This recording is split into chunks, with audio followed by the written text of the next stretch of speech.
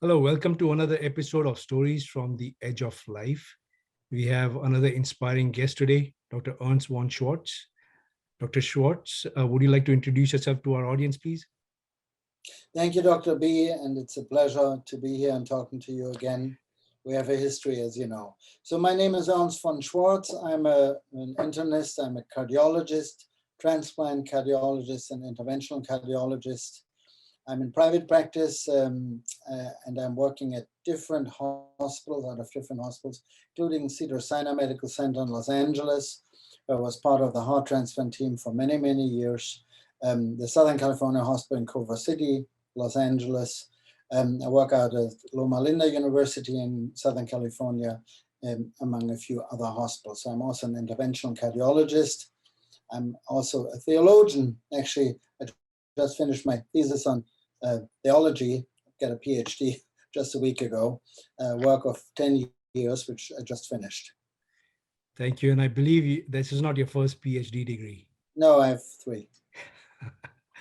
Clearly another achiever. Dr. Schwartz, thank you very much.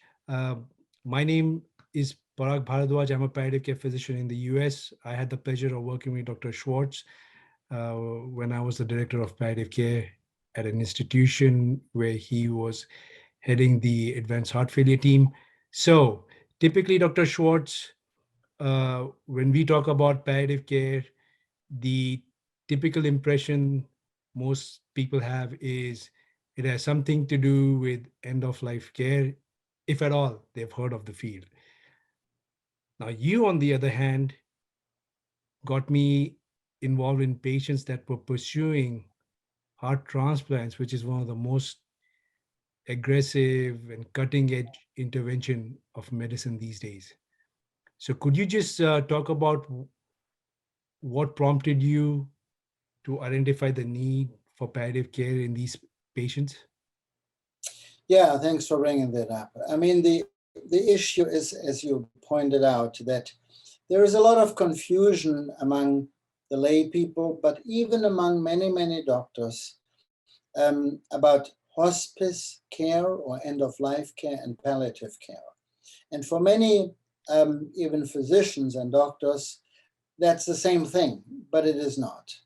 So hospice care, usually we consider if a patient has a life expectancy of less than 6 months, where we want to define the goals, we want to try to improve quality of life in which are usually incurable.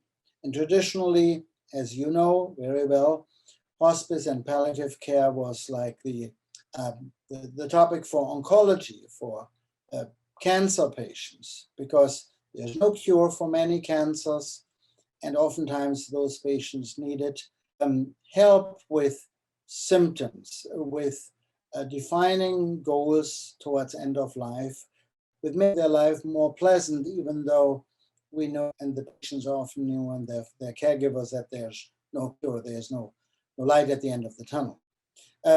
Palliative care is a little different. Palliative care targets the same objectives, if you wish, in my opinion at least. It tries to help us physicians in defining the goals in patients with incurable diseases, which might not automatically lead to death, like many cancers do. And the number one example for us, or for me as a transplant cardiologist, is of course heart failure. And in heart failure, keep in mind this is also an incurable disease, but people can for many years, if not decades, even though they might have recurrent symptoms, they might have need for recurrent hospital admissions, they have need for surgical interventions or medication adjustments and so on. But we can't cure the disease, and thus those patients oftentimes come back to the hospital. They're admitted, some of them are admitted every month because of volume overload. They can't breathe. They might have chest pain. They might have edema, swelling in the legs, and so on, and need interventions. So in order to try to avoid those hospital readmissions, we thought, what can we do? How can we improve the quality of life of those patients in order to keep them out of the hospital, because every hospital admission is a stress.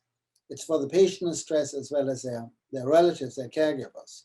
So one idea was really to get palliative care colleagues and specialists involved who help us with the symptom therapy. So I always had students with me working, and the reason my students came to me, as you know, is of course because they wanted publications in order to be competitive for applying to residency programs or fellowship programs in the United States. So one time we thought together with Dr. B about how can we do a simple study without going becoming too experimental, which gives us maybe a niche, an area which has not that well been established in the heart failure population, and then we might be able to publish some data. So an idea which came up then during all the discussions with colleagues and the students was the pain issue. So of interest, if you look in the textbook, the typical symptoms for a patient with heart failure or acutely decompensated heart failure, meaning weakness of the heart muscle, which leads into breathing problems, and then often patients need to be admitted to a hospital, is shortness of breath and edema and fatigue, among others, but not pain. Pain is a different entity, and we see pain, chest pain, for example, in people who have a heart attack or angina pectoris because of blockages in the arteries. So then we did a very simple thing. We looked at the ER, the emergency department admission notes from a couple of thousand patients who were admitted to a large academic medical center with a diagnosis of heart failure or acutely decompensated heart failure. And of interest, every intake nurse in an emergency department will do a pain assessment, or should do a pain assessment, everywhere in the world. And there's always those smiley faces from 1 to 10. If you had the worst pain ever, this is like a 10. Or you have mild pain, that's anywhere between 1, almost nothing, and 10, very severe pain. So every intake for every patient admitted to a hospital has a pain scale somewhere in the admission notes. So that's something easily to look at. And so I had students looking at that in a couple of thousand patients admitted to an emergency department, to the hospital, with acute decompensated heart failure. And even though pain is not considered a symptom per textbook for heart failure, we were very surprised to see that 85% of patients with heart failure had more or less moderate to severe pain. And that was something really new. So we published those data, and then we thought, so what does it mean for us? It means for us, if we accept that something like a weak heart can really cause pain sensations, then we really have to treat that pain. And that's when palliative care got involved to help us with the pain management in those patients, which oftentimes was diffuse, not localized pain, but diffuse, sometimes or body pain, sometimes chest pain, so different forms of pain. And then we could find out if we treat those pain symptoms appropriately, then we not only improve the subjective feeling of the patients, but we improve their quality of life, and we even can reduce the length of stay in the hospital, meaning we reduce costs and the inconvenience for a patient to be in a hospital. So that idea, that simple idea, looking at pain in heart failure patients, led to, I think, 4 or 5 different publications, smaller ones, but still, I mean, good enough for the students to get into residency and fellowship programs, but good enough for us also to understand and appreciate the value which palliative care involvement brings to these patients with heart failure. Moreover, as a second step, like Dr. B mentioned, we thought about patients who have heart failure but are candidates for heart transplantation, meaning they have a life expectancy which is normal after transplantation or near to normal, but still there is a large amount of suffering. There's frequent hospital admissions, before and after the transplant, because those patients have to come in the first year at least every week for a biopsy through the neck into the heart, and they are on immunosuppressive medication, so they need frequent monitoring.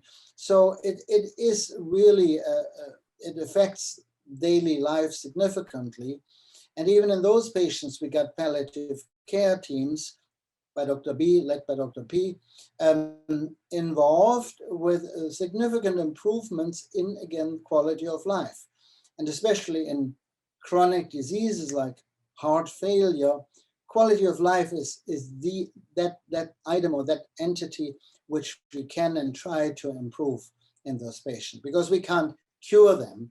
And even if we put a new heart in, of course, that's a good thing and it's great, and they have a long life expectancy usually, but they are not disease-free and they require a lot of monitoring and a lot of medication lifelong.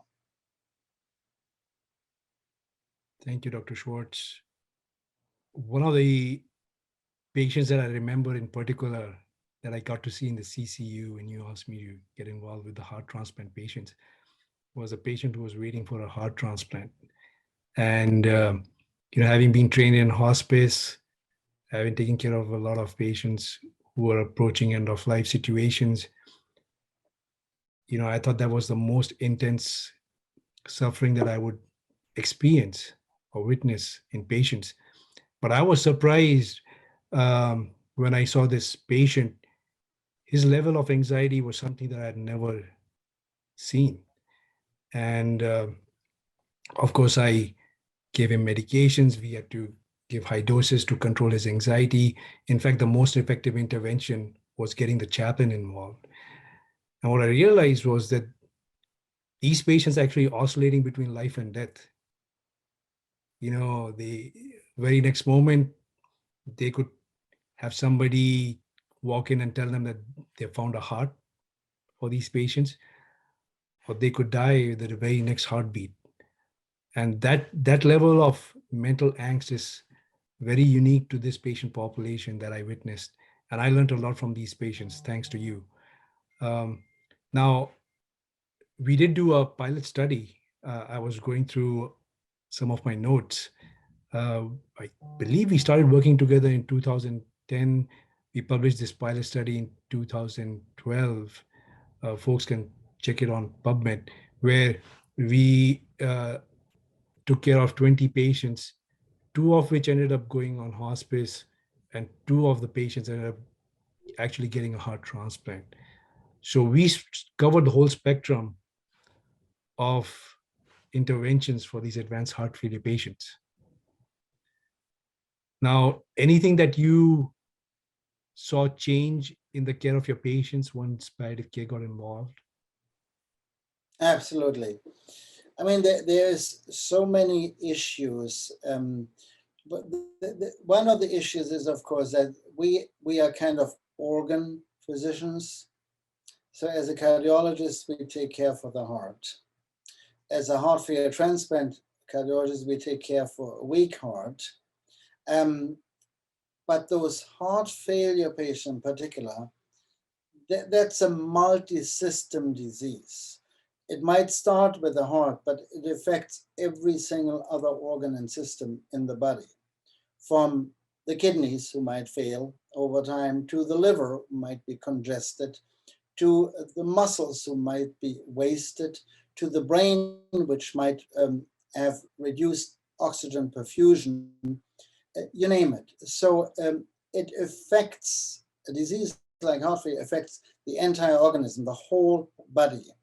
And we are so hyper specialized nowadays that we really, instead of oftentimes treating the entire organism, the entire patient, we often really have to focus on an organ system and then get a nephrologist involved, get a hepatologist involved, get a whatever neurologist involved, and. So we need all those.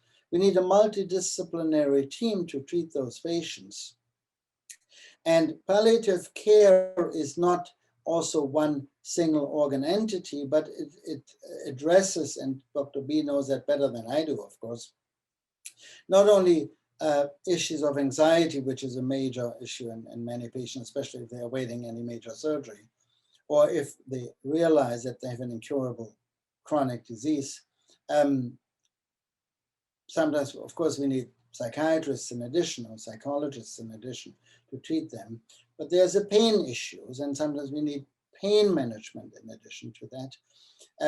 There is the issues of spiritual care, of course, and we have, depending on the hospital setting, of course, chaplain services available from different denominations and religions, of course.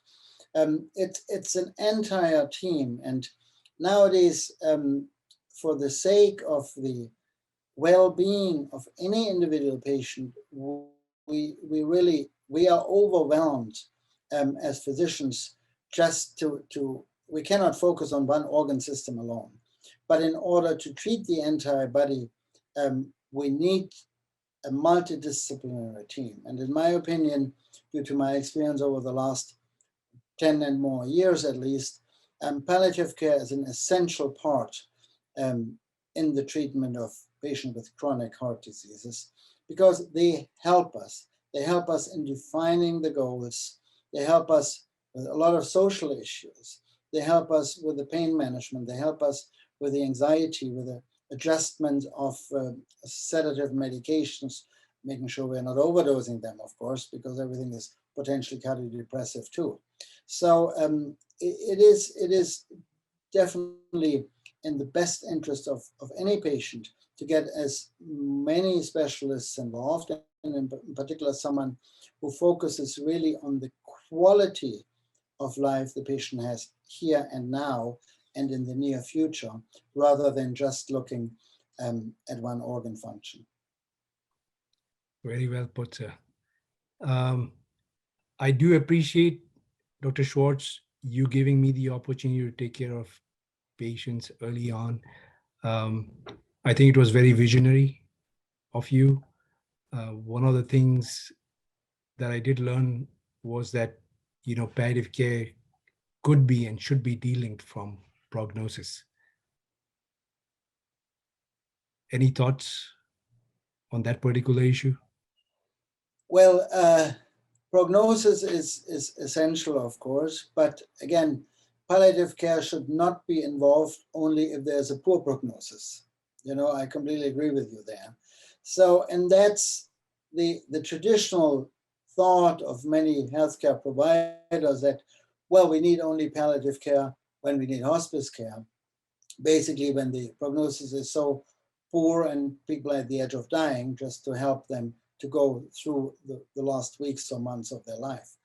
But in my opinion, palliative care should be prognosis independent. And Dr. B, you and I, we published on that and published a few editorials also to make that point that palliative care should be prognosis independent and should be really part of the multidisciplinary management, even of conditions which have an excellent prognosis. For example, those patients who are receiving a heart transplant, because they have an excellent prognosis in general, with a 1-year survival rate way above 90% and good 5-year survival rates, and patients do usually relatively well. But of course, it's still a chronic disease. So the prognosis is not or should not be the determining factor whether or not to get palliative care involved. I think personally that palliative care is absolutely underutilized in the US and in the Western world in the multidisciplinary treatment of patients with chronic diseases. Similarly, I'm not an orthopedic surgeon, of course, but I see a lot of patients with severe chronic back pains or joint pains because of arthritis and degenerative diseases in the musculoskeletal system. There's no cure either, but those people are suffering, and often they end up just purely on opioids for symptomatic pain management. I think even in patients like that, palliative care might be of benefits to get them involved early for the same reasons, to really define the treatment's goals to alleviate symptoms, to improve quality of life, because they can be the bridge basically to whatever, to pain management, to physical therapies, to sometimes rehabilitation center admissions or SNF skilled nursing facility admissions, and so on. So I think we are not doing a good enough job nowadays in chronic diseases to get to utilize appropriately the wisdom and the experience and the knowledge palliative care doctors like Dr. B provide. Well, I appreciate your kind words as usual. And one thing that really impressed me, Dr. Schwarz, is again, doesn't come as a surprise. Your memory is on point. You mentioned a lot of things that we'd done together that I had forgotten. So thank you for bringing those up. With that, we will end this interview. Thank you very much. And we hope to have you again soon. Thank you so much for having me. Good luck to you, Dr. B. Did you like this story? If so, please subscribe to this channel and like and share the video. Want more? Buy the book, Stories from the Edge of Life, available now on Amazon for more stories like this. All proceeds support Palliative Care Network, a nonprofit dedicated to alleviating suffering and improving the quality of life for patients facing end-of-life issues.